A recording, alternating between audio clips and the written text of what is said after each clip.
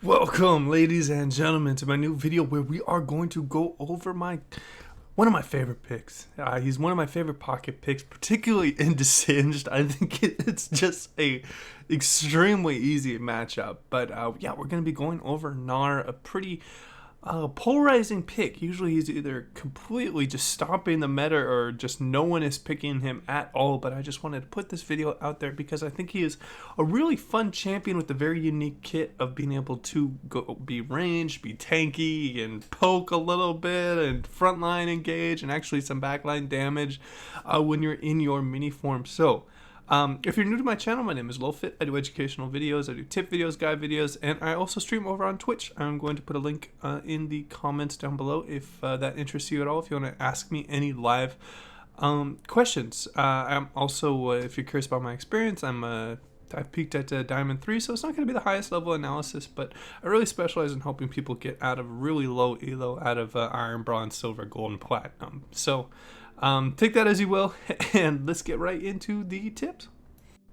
Okay, and let's get into tip number one. Now, I wanted to go over this one first because I think it's insanely important for Gnar, and this is where a lot of new Gnar players are going to struggle quite a bit, and that is your build order. It's going to really come down to your current game state. When you are playing Gnar and you are doing extremely well, you're snowballing, you're getting a lot of CS, have a lot of resources, and you're feeling really good, you should definitely be going into offensive items. I think that Black Cleaver and Frozen Mallet, everyone knows about that combo, is insanely strong on Gnar. But after that, you have to identify what is going to be your win condition. Are you going to split push? Are you going to be team fighting? And the easiest way to do this is to look at what the enemy team comp is and what you're laning against. If you're up against a Nasus, you can go a little bit more aggressive. You can go Blade of the Rune King if you want to have a little bit more damage. You can go even something like Rage Blade can work on Gnar, and has actually seen some pro play with that build in Korea, which is kind of interesting. So just identify how it's going.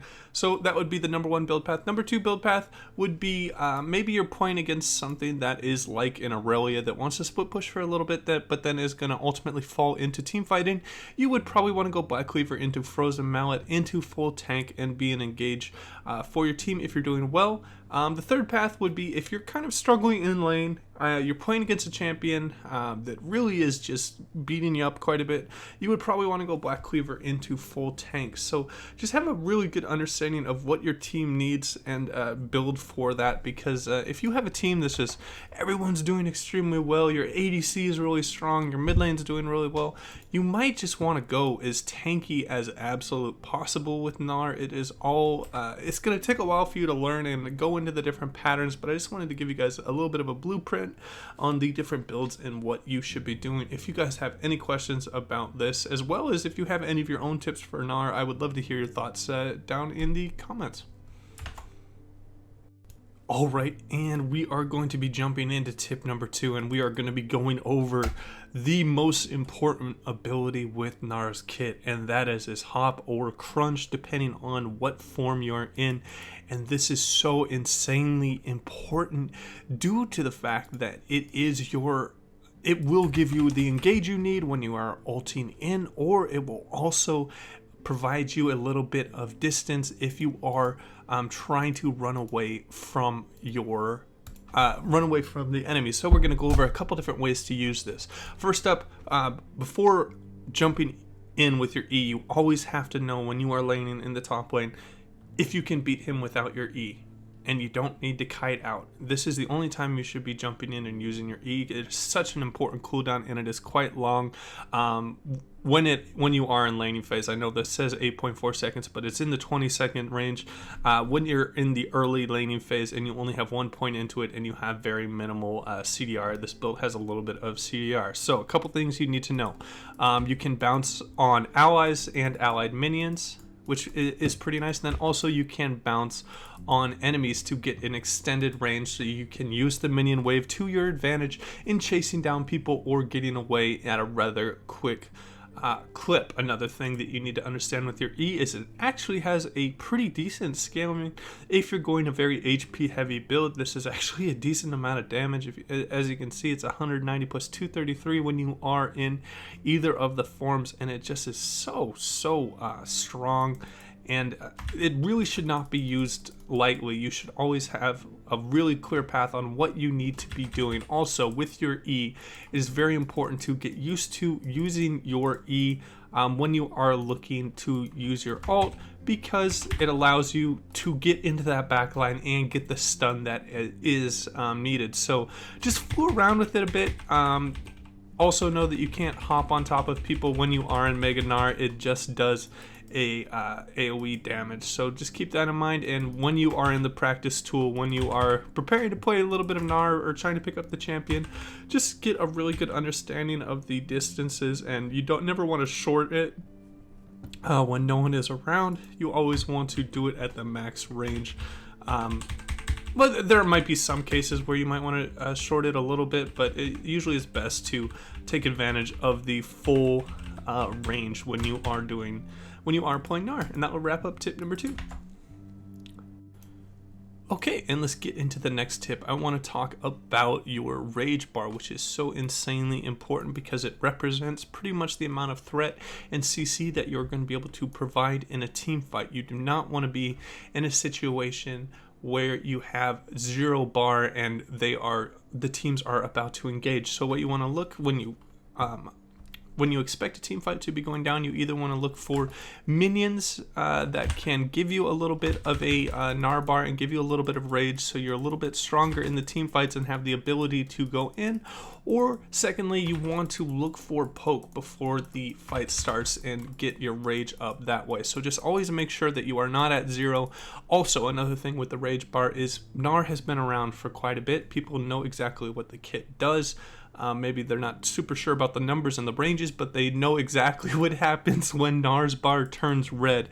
So some things you can do that might be unexpected would be to look for some flanks. And it's going to be really good because it's going to add a unexpected kind of like maybe a sneak attack is going to be a lot more effective when you are flanking with Gnar, because he has a very predictable play pattern. So just being able to say you're just going to be ulting in and doing that and getting onto the backline is going to be a lot more effective than just running at people straight when they see your Gnar bar, or they even see that you're in Mega Gnar. It's going to be a little bit harder to get off your full combo. So try and take full effect of your flanking and make sure that you have a decent Gnar bar before the fights. And that will wrap up this tip. Okay, and getting into the next tip, I want to talk about the ultimate that Gnar has. It is so insanely important to get very good at this ability. And with the most recent round of buffs, Gnar got a very nice cooldown reduction. Right now, I believe it is 90-second cooldown for the level 6, 60-second, and then 30-second. So it is extremely low. And a 21-second cooldown with a little bit of CDR in the late game. You should be using your Gnar, even if it's not going to be extremely effective and you have a bunch of people, because of how short the cooldown is, being 21 seconds. Your cooldown will probably be up before you can even get back into Mega Gnar. So always just use this as a resource. You don't want to be like, oh, I should be saving this for the absolute perfect moment. If you have a decent opportunity to maybe just get some backline people a little bit forward, it might be a good idea to just throw that out, just due to its extremely short cooldown. Just do not look for the perfect Gnar all the time. I know a lot of people just kind of get caught just trying to fish for the perfect Gnar all the time, and then the team fight's already over by the time that they look for a really strong ultimate. So just understand that with the buffs, the cooldown is so insanely short. Even in the laning phase, being a 90-second cooldown at level 6, I would say you very rarely take all ins every 90 seconds. So, or like in a quicker interval than the 90 seconds. So every single trade, every single Mega Gnar that you get, every single proc that you get when you're near them, you should be using your Mega Gnar to either push them away if you're losing the engage, and just kind of disengage with it. And it would just be represented by something like this. You would just be like, losing the trade and you just push them away and you get out. Or if you are winning the trade, you would obviously just be trying to bring them closer to you. So always look to take advantage of the extremely short cooldown on your ultimate, and I think it will pay a lot of dividends. Do not look for the perfect ult at all points. All right, now we'll wrap up this tip. Oh, also, just get really used to the hitbox. This can be easily done in the practice tool with your ultimate. I hate how you still have to wait for the tired debuff in the practice tool, but it has a rather strange hitbox. There aren't too many things with similar hitboxes, so just kind of play around with it, see where the edges are, just get very used to where it is and how you reposition with your E, and this is gonna pay dividends. Maybe just practice this for maybe 5 or 10 minutes and just get a really good understanding of what the different ranges are. And that will wrap up my tips for his ultimate. Alright, and for the final tip, a little bit silly, a little bit weird, but Gnar is kind of a silly character, so I wanted to go over this real quickly. So, you can actually extend the range of your Q by letting it go behind you. So how you accomplish this is you throw it out in front of you like this. You wait for the lines to come and then you dodge out of the way, and you can extend the range of your Q and throw it at people that are looking to back. I've actually gotten a couple kills on people that are very low HP that are just backing at their tower.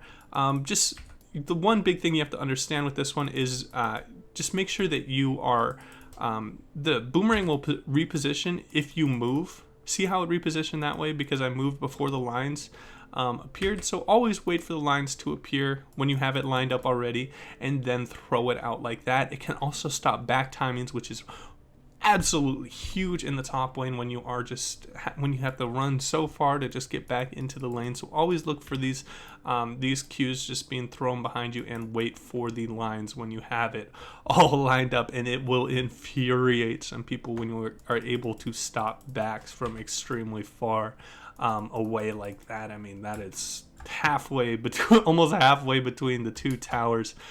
So always take advantage of this. And then as well, if you can do a very sneaky Q on people that are very far away, say they're pretty pulled back, they're pretty reserved in lane, you can also do this from the bushes where they cannot see what you're trying to do, and you can look for all ins that start with that extended range Q there. I very rarely see people take advantage of this kind of weird aspect that the Q has, and just make sure to add this into your kit.